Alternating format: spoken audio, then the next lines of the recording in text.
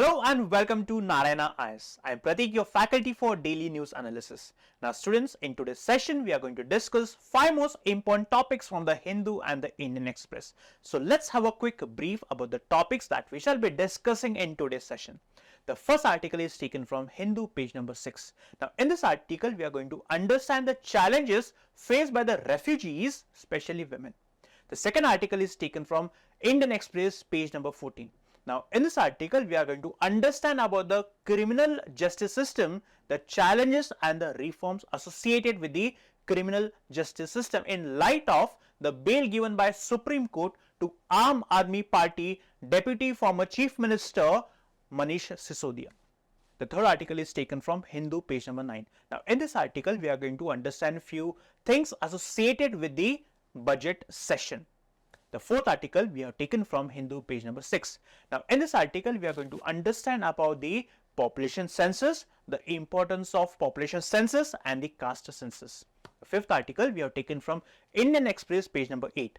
Now, in this article, we are going to understand about the Clean Plant Programme, which is going to boost the horticulture sector in our country. And finally, we are going to discuss few practice questions so that it's going to help you to understand the type of questions that can be asked in the UPSC examination. So let's get started. Students, the title of the first topic is Refugee Rights, the Gendered Nature of Displacement. Now, in this article, we are going to understand about the United Nations High Commissioner for Refugees, United Nations Convention on the Rights of Persons with Disabilities and Rights of Persons with Disabilities Act 2016, right? And most importantly, we are going to understand the challenges faced by refugee women. And you can map this under GS paper 2. Now, let's go through a previous year question. Like a question can be asked like it was in the year 2015. Amnesty International is. These are the 4 options. So, such type of questions can be asked in the UPSC examination. Now, let's try to understand the context. The article is trying to highlight the complex and multifaceted challenges faced by the refugee women, especially those women having certain disabilities. Now, refugee is a person who flees his or her country and is migrated to some other country where he seeks for a shelter. Now, this article also sheds light on the gendered nature of displacement, which means this article highlights how the women are facing more challenges, that is, there is gender related issues associated with this refugee problem. The women are facing the brunt of the refugee problem, right? And because of which they are not able to access mental health services and other essential services. And this is because of the inadequacies present in the legal framework, both international as well as domestic, and that's the reason the rights of the refugees are getting violated. Now, let us try to focus on few data. Now, by the end of 2023, approximately 117.3 million people worldwide have been forcibly displaced due to persecution, conflict, violence, human rights violation, or events seriously disturbing public order. The second, 37.6 million were refugees among 117.3 million people. And this number is going to further increase because of the conflict between Russia and Ukraine, Israel and Palestine, and the Rohingya issue that the world is witnessing. Now, in India, as of 2022, 46,000 refugees and asylum seekers were registered with the United Nations Human Rights Commissioner for Refugees, with 46% of this being women and girls. This is some data which you can mention in the examination, right? Now, let us try to understand the reasons for displacement. The first one is the armed conflict. So, whenever there is a conflict, the common people get impacted or the common people suffer, and that's the reason they have to flee the country. Like almost more than 50% of the population in Gaza or Palestine have been displaced, right? Same is the case with Ukraine. The second is human rights abuses. Now, because of the different ethnicity, like for example, you see the situation in India's northeast, because of different ethnicities, the people are subjected to violence. Or let's say because of having a different religion, let's say people in or the Hindus in Bangladesh, right? Now the majority, they are sort of discriminating against the minorities, and as a reason the minorities are migrating in India. And because of holding different political beliefs, the people are subjected to violence and they are forced to flee their country. The third is violence. Now, because of the violence perpetuated by the state as well as non-state actors, that is the terrorists, right? For example, you must see what's happening in, let's say, Palestine, or let's say Israel, right? So because of the violence, many people get displaced. And then because of the economic hardship, as people do not find opportunities for jobs, these people are forced to flee to some other country. For example, many people from Asia, they migrate to European countries. Why? Because here they do not have opportunities. As a reason, in seek for better living conditions, they migrate to other countries. And societal instability, as what we witnessed recently in Bangladesh. And then there are other reasons as well. For example, the environmental disasters like earthquakes, tsunamis, landslides, etc., as well as human trafficking, that is people subjected, or the women especially being subjected into the prostitution racket, right? So these are some of the reasons for displacement. Now let us focus on the legal framework, both international as well as the domestic. International, we have this United Nations Convention on the Rights of Persons with Disabilities. Now this convention, it recognizes long-term mental or intellectual impairment, which is also referred to as psychological disabilities. And this convention mandates equal rights for persons with such disabilities. This is very, very important term that you need to remember. The second one is the domestic law of a country, that is Right of Persons with Disabilities Act 2016. Now this domestic legislation, it guarantees various rights to persons with disabilities. Now which rights? For example, healthcare is one such right. However, the term psychological disability is not fully integrated into the Indian law, which means the refugees in our country are excluded, especially the refugees with psychological disability.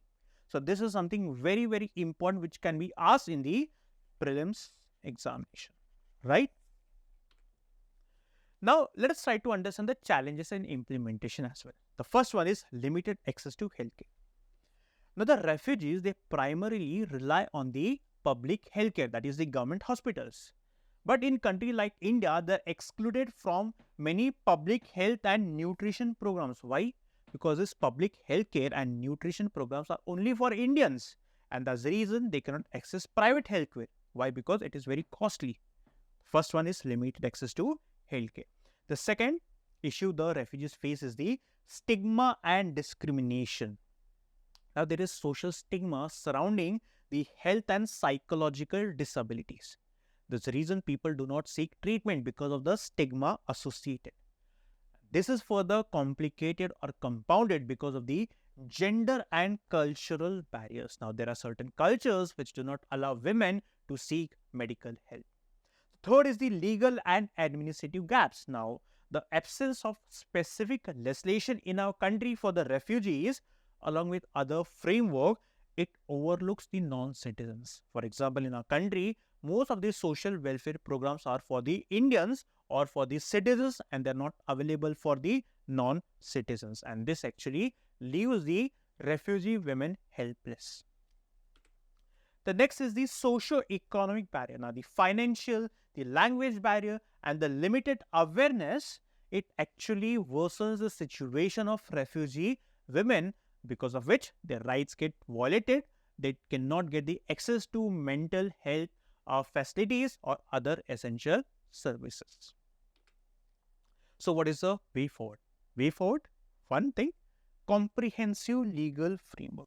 We have to establish a comprehensive framework which is in line with the international commitment to protect the rights of the refugees. Second, integration of refugees into national program. We have to ensure that the refugees are also included in the national and the social welfare programs of our country. Third, awareness and educational campaigns. Now, to combat stigma, we have to ensure, or in order to also ensure that the people are getting the access, we have to combat stigma. And how can the stigma be combated? By education. Through education and through running awareness campaigns, we can ensure that both refugees as well as the common people are getting access to medical help. And this can also further improve the mental health literacy of our country.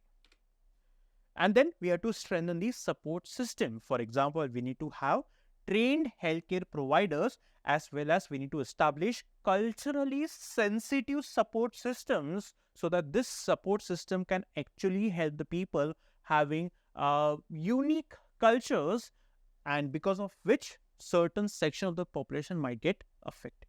And last is, we have to collaborate with the international bodies like the United Nations Human Rights Commissioner and the other NGOs, so that the gaps can be bridged in services and additional resources can be given for the upliftment of the refugees, right? So these are some solutions that we can think of in order to ensure that the refugees are getting the rights, right? I hope, students, you understood each and every dimension of this topic, right? Students, the title of the topic is Against Unfreedom. And in this article, we are going to understand about the criminal justice system. And you can map this topic under GS paper 2, that is functioning of the judiciary and the social justice part, which is a part of GS paper 2. Now let's go through a previous year question asked in the year 2017. Mob violence is emerging as a serious law and order problem in our country, which means it is because of the inadequacies or problems in the criminal justice system, the mob violence is on the rise, right? So that's the reason you need to know about the criminal justice system. But first, let's try to understand the context. The context is that the Supreme Court has given bail to Aam Aadmi Party leader Manish Sisodia. Now, this verdict of the Supreme Court reaffirms the key legal principle in India's criminal justice system. And what is that key legal principle? That bail should be the norm, which means jail should be an exception, and in normal cases, bail should be given to an accused person. We'll understand more in the next slide. Now, let us focus on the highlight of the Supreme Court ruling. First, reaffirmation of bail as the norm. Now, in this, the Supreme Court has criticized the lower court. Why? Because the lower courts, such as the district courts or higher courts, they refuse granting bail to an accused person, which means the Supreme Court states that unless the guilt of a person or accused person is proved, the person should not be sent behind the prison. And that's the reason bail should be the norm.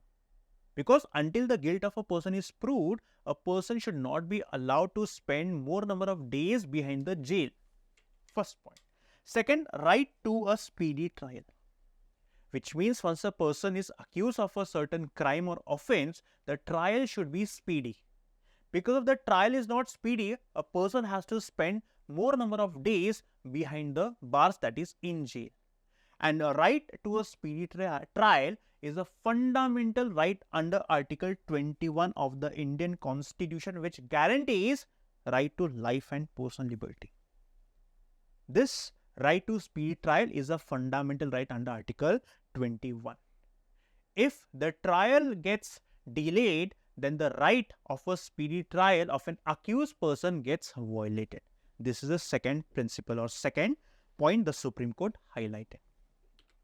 The third, interpretation of the bail provisions. Here the Supreme Court interpreted section 439 of the CRPC and section 45 of the PMLA. The court held that when the court is considering the bail application, the court should take into account delay and duration of incarceration. So if the court finds that there's a delay in the trial, or a person has spent more number of days behind the bar or behind the jail, then he should be given bail, right?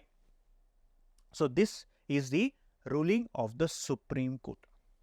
Now students, here we need to understand about the criminal justice system. What is criminal justice system? Let's say a person A has killed person B, which means the family of this person B should get justice, right? And this person A should be punished, which means criminal justice system comprises of the processes or the agencies that the government of India has established, the purpose being to administer justice, to maintain control over crime. And how can crime be controlled? Only when a person who has committed a crime is punished, so that it can act as a deterrence mechanism and impose penalties on person who has violated the law. First. Second, in India, this criminal justice system is governed by the IPC, which was enacted in the year 1860. And this IPC is replaced by BNS, Bharatiya Nyaya Sanhita. Then according to Article 246 of the Indian Constitution, subjects such as policing, public order, operating courts, managing prisons, they all fall under the state list. Though all these subjects fall under the state list, but the states are mandated to follow the union laws. For example, let's say Prevention of Money Laundering Act, or let's say Uniform Activities Prevention Act, Unlawful Activities Prevention Act. Now, when it comes to these laws, the states have to abide by the law made by the parliament, right? So, I hope you understood what is criminal justice system. Now, there are 4 pillars that are structured around the criminal justice system. The first, investigation by police. Now, whenever charges are levied against an accused person, the police will investigate the case. That is, the police will gather evidence and question the witnesses. So, first is the police will investigate the case, that is, will gather the evidence. Second is prosecution of cases. Now, as I told you, a person A has killed person B.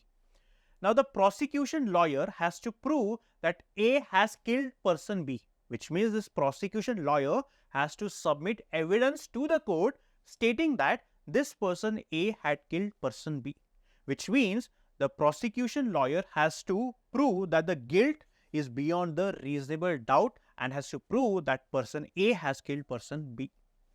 The third, determination of guilt by courts.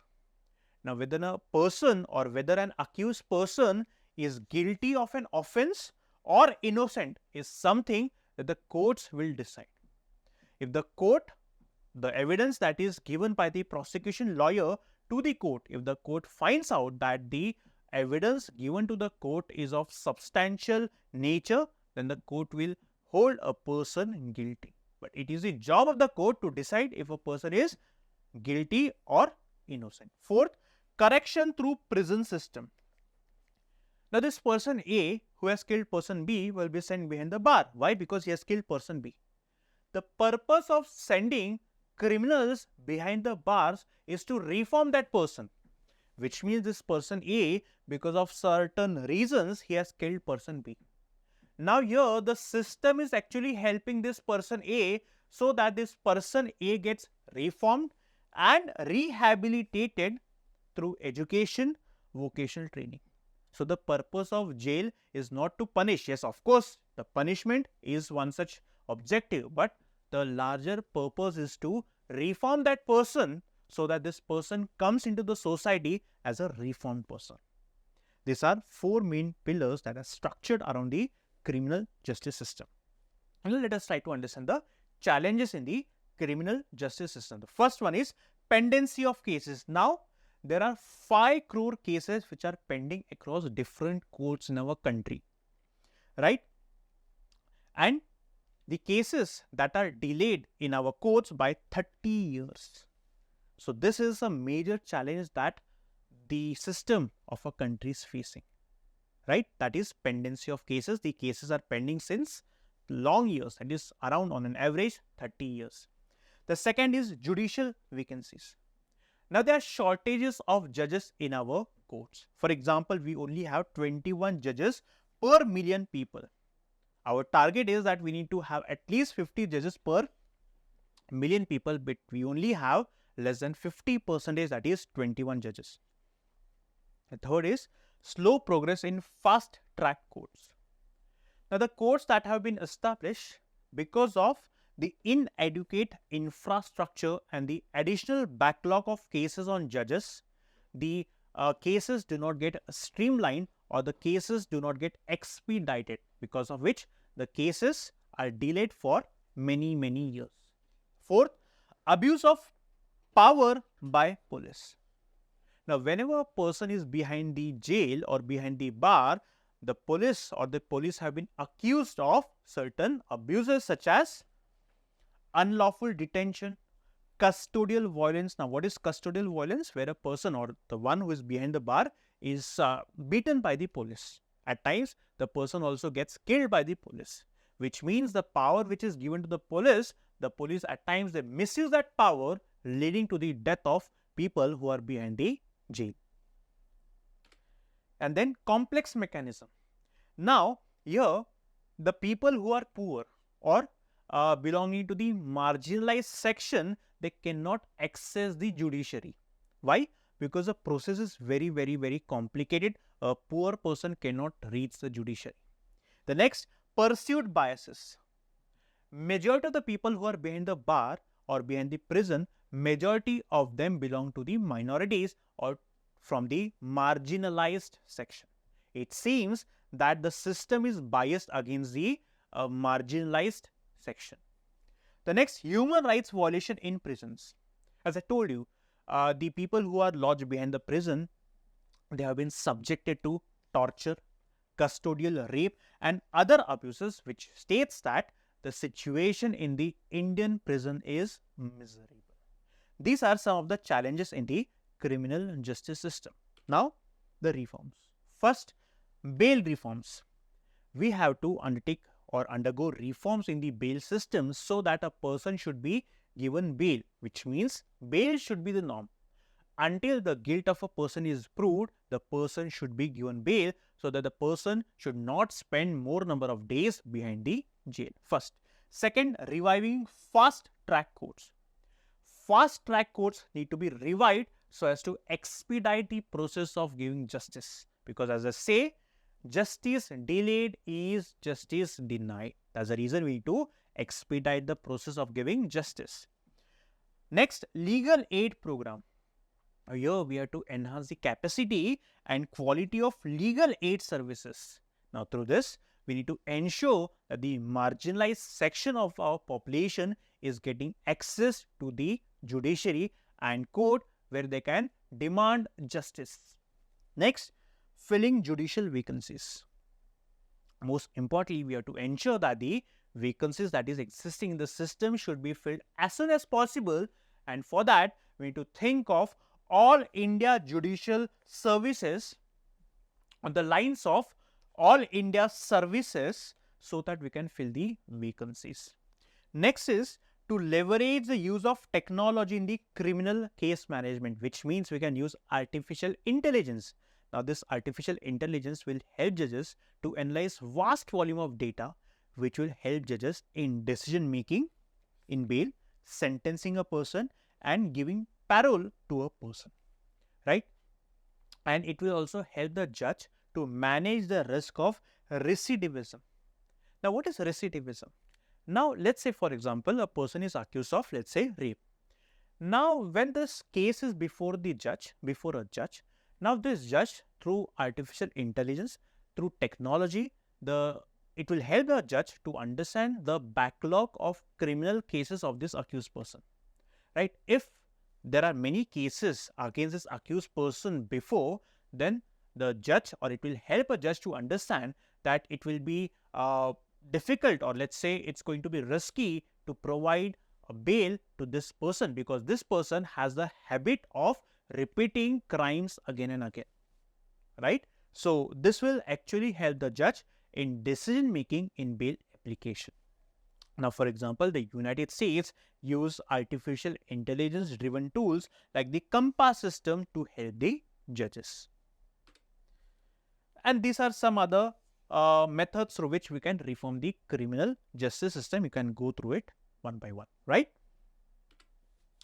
Now, let us focus on the initiatives taken by the Government of India. The first one is National Mission for Justice Delivery and Legal Reforms. It aims at reducing the pendency and enhancing the delivery of justice. One. Second, AI portal SUPIs. Now, this AI-driven initiative will assist the judicial decision making, especially with related to bail application. The next is modernization of police forces, that is to upgrade the infrastructure and technology so that it helps the police in investigating a crime. Next is the BNS and the 3 new criminal laws that were recently introduced in the parliament. One is the BNS, the second one is Bharatiya Nagarik Suraksha Sanhita, and then the third one is the Indian Evidence Act, right? Now, these are some commissions which were established by the government. The first one is the National Police Commission. Now, this commission advocated for judicial inquiries in cases of custodial deaths or rapes. Now, what are custodial deaths or rapes?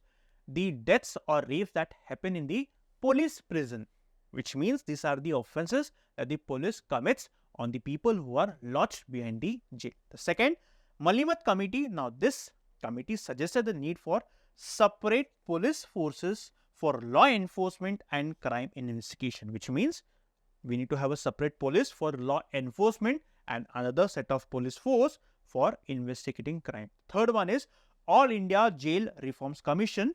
Now, this commission emphasized recruiting trained staff for jail administration and establishing a co-relational service. The fourth one is the Criminal or Krishna Iyer Committee. It recommended appointing women police officers to handle cases involving women and child offenders. So, these are some of the commissions established by the Government of India. So, whenever you get a question, you need to know the challenges, the reforms, the initiatives taken by the government and the commissions established by the government.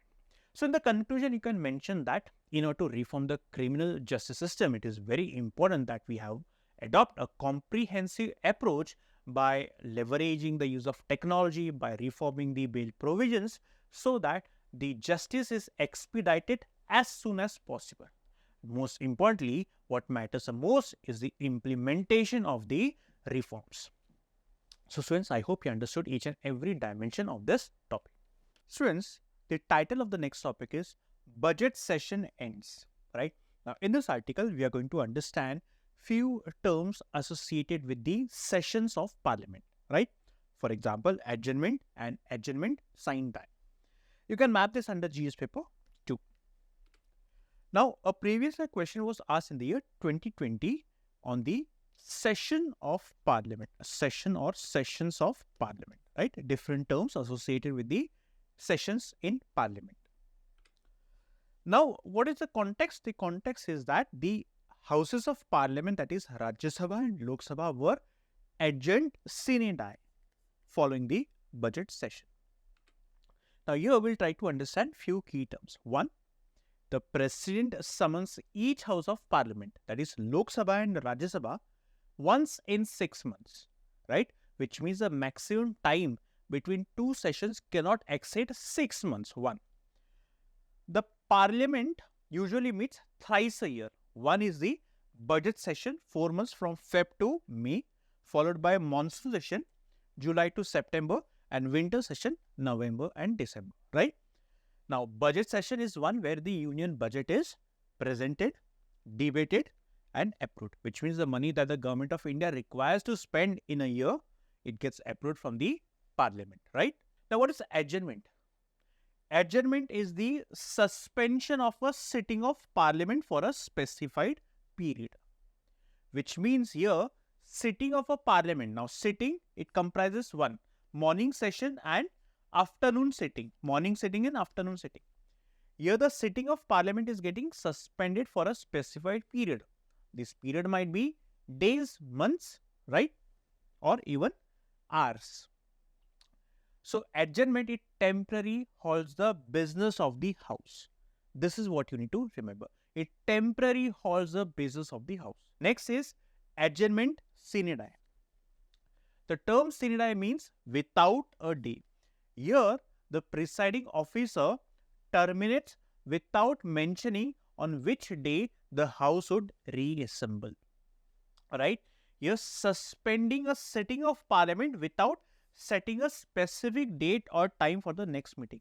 In adjournment, when the presiding officer terminates, he or she also mentions the day or time when the House would reassemble. But in adjournment sine die, the presiding officer does not mention the date or time when the House would reassemble. This is a difference.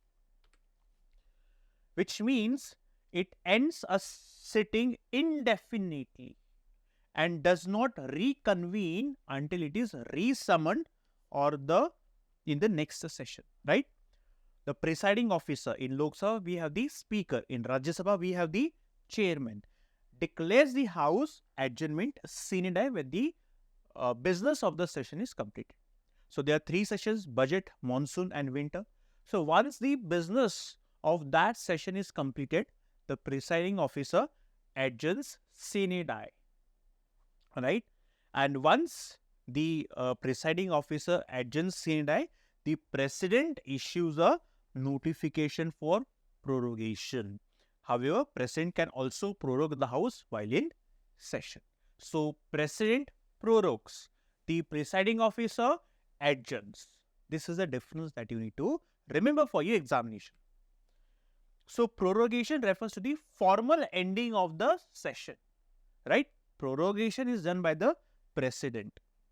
Now, once the parliament has been prorogued, all the pending businesses is usually dropped. Once the president prorogues all the pending work of the parliament, it usually gets dropped, and that can only be continued in the next session. I hope you understood these key terms in the budget or in the sessions of parliament, right? Students, the title of the next topic is No Population Census. So, in this article, you'll understand about the population census and the caste census. You can map this under GS paper 1, right? Now, previous question asked in the year 2009, right? This is the question on the census, right? So, question can be asked on the census. Why? I'll tell you now. Now, the context is that the census has been delayed by 3 years.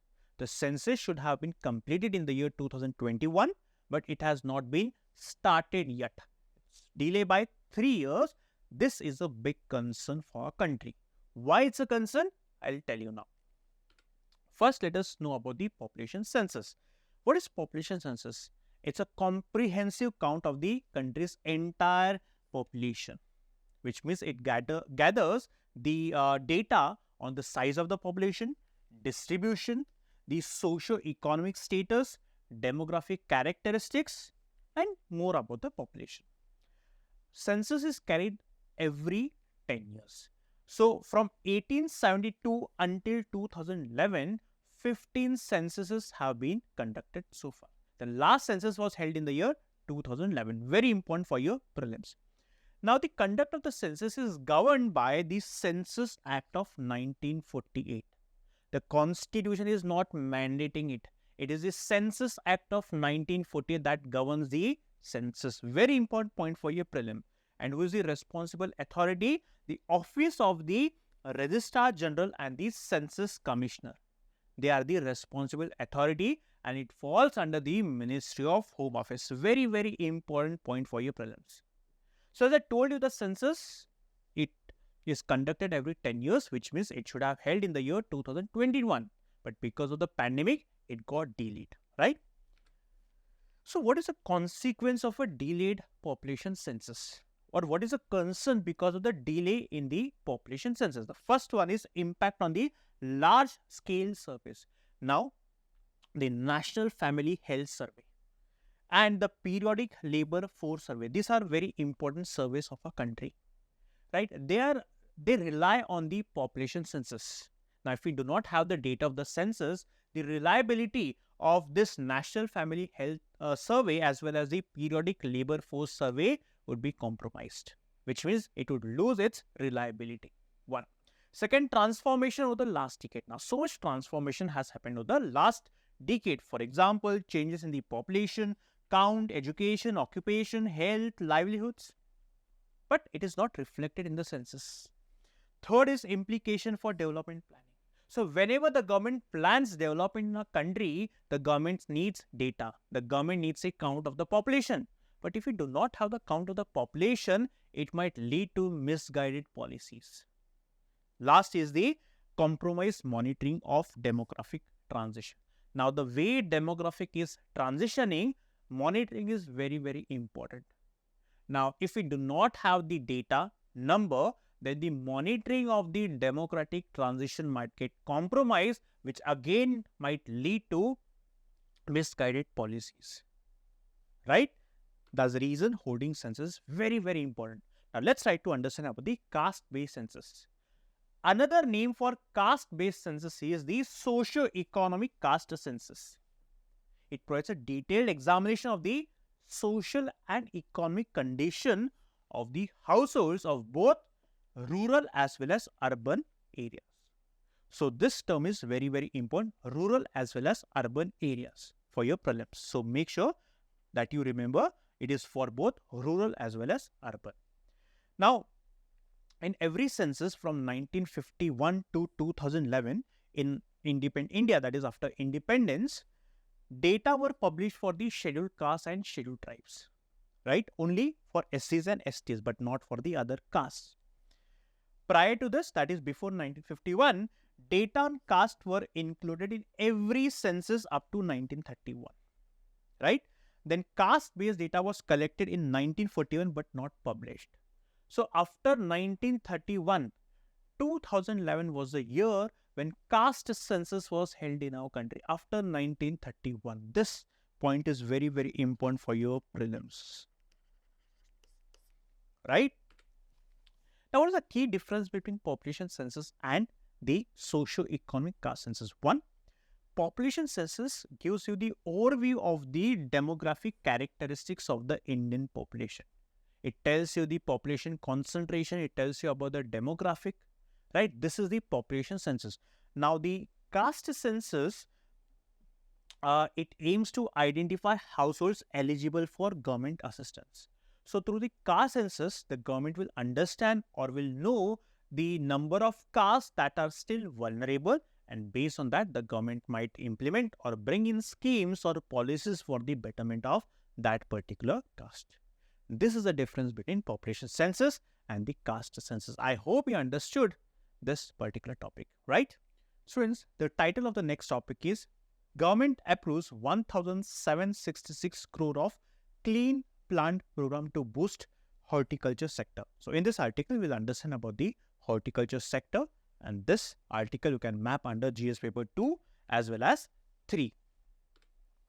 Now, this was a question asked in the year 2018 on the National Horticulture Mission, right? So, similar such question can be asked in the UPSC examination. What is the context? The context is that the government, under the Mission for Integrated Development of Horticulture, has approved Clean Plant Programme with a budget of 1,700 crores. And what is the objective of CPP, that is Clean Plant Programme? It aims to revolutionize the horticulture sector by improving the quality and productivity of fruit crops, right? Now, what is horticulture? Horticulture is the science and art of growing fruits, vegetables, flowers and ornamental plants, as well as the maintenance and design of gardens and landscapes. Now, there are key areas of horticulture. One, pomology. Now, this is related to the fruit crops. Now, this can be asked in the prelims, so you need to know all these key terms. Next is olericulture. Now, this is related to vegetable crops. Then floriculture, flowering plants. Then viticulture, grape cultivation, and then arboriculture, it is related with trees and shrubs. So, these are key areas that you need to know. Now, the Clean Plant Programme will provide access to virus-free and high-quality planting materials, leading to improved crop yields, better income for farmers, as well as enhanced taste, appearance, and the nutritive value of the crops. And this National Horticulture Board, in collaboration with the ICAR, that is Indian Council of Agriculture Research, will implement the CP, right? Now, let us also know about this Mission for Integrated Development of Horticulture, right? It is a comprehensive initiative launched by the government to promote holistic growth of the horticulture sector. It was launched during the 12th 5-year plan, that is between 2012 and 17, and continues to be a key program under the Ministry of Agriculture and Farmer Welfare. It aims to increase the production and productivity of horticulture crops, right? Now, these are major components of the mission. One, the National Horticulture Mission. It focuses on the development of the horticulture in the states and union territories, right? The second one is the Horticulture Mission for Northeast and Himalayan states. Now, they are tailored to the unique climatic and geographic conditions of the Northeast and the Himalayan region. The third one is the National Horticulture Board. Now, it aims to develop high quality horticultural farms and nurseries, right? As well as it provides infrastructure and the cold chain development. The next is the Coconut Development Board. Now, important to remember is that this Coconut Development Board is also a part of this mission, right? And the last is Central Institute of Horticulture, which is for the northeastern region, right? So, these are the components under this mission. I hope you understood the article. Students, it's now to discuss few questions so that you understand if you understood all the 5 topics that we have discussed. So, question number 1. This is regarding the refugees with disabilities in our country. The United Nations Convention on the Rights of Persons with Disabilities mandates equal rights for persons with disabilities, including special mention to women and girls facing multiple forms of disability. Yes, this statement is correct. The Rights of Persons with Disabilities Act 16 in India fully integrates the term psychological disability. No, it does not integrate the term psychological disability. This term psychological disability is part, or it has been mentioned under the United Nations Convention, but India has not incorporated this. The third, refugees in India have the same access to public health and nutrition. No, we did discuss that the refugees do not enjoy the same status as the citizens of our country. Even this one is incorrect, which means statement 1 is the only correct option. Next question, this is on the adjournment and adjournment sine. So, the first statement, adjournment ends a parliamentary session indefinitely. Wrong. Adjournment sine die ends parliamentary session indefinitely. So, this one is incorrect. Adjournment refers to the temporary suspension, yes, of a sitting of parliament for a specified period, while the adjournment sine die suspends a sitting without setting a date for the next meeting. Yes, this statement is correct. Absolutely. So, no need for me to read the third as well as the fourth option. Option B has to be the correct one. So, the third statement, both adjournment and adjournment sine die requires the presence approval. No. Adjournment and adjournment sine die is the prerogative of the presiding officer, that is speaker and the chairman, right? So, next, this is on the mission for integrated development of horticulture. First, the Clean Plant Programme will be implemented by the Coconut Development Board. No, this is incorrect. The second, the mission includes components such as National Horticulture Mission and the Horticulture Mission for Northeast. Yes, this statement is correct. We have discussed this point in our article. The third, the National Horticulture Board under the MIDH focuses on enhancing the production and productivity of horticulture crops by improving in. Yes, this one is also correct, which means 2 and 3, option C has to be the correct answer for question number 3. Next, the Constitution of India mandates the Office of Registrar General and Census Commission of India to conduct. Wrong. The Constitution does not mandate. The Census Act of 1948 mandates. This is absolutely incorrect. The Office of Registrar General and Census Commissioner works under the aegis of Ministry. Incorrect. It works under the Ministry of Home. So, both the statements are incorrect. Now, this is on the prorogation. Now, prorogation refers to the temporary suspension of parliamentary sitting for a specified. Incorrect. Prorogation is the formal ending of session of the parliament by the speaker. Incorrect. After prorogation, all the pending businesses in Parliament is automatically carried incorrect. Prorogation refers to the formal ending of a session by the President, yes, after which all the pending bills are usually dropped. Yes, this one is correct. We have discussed this on article.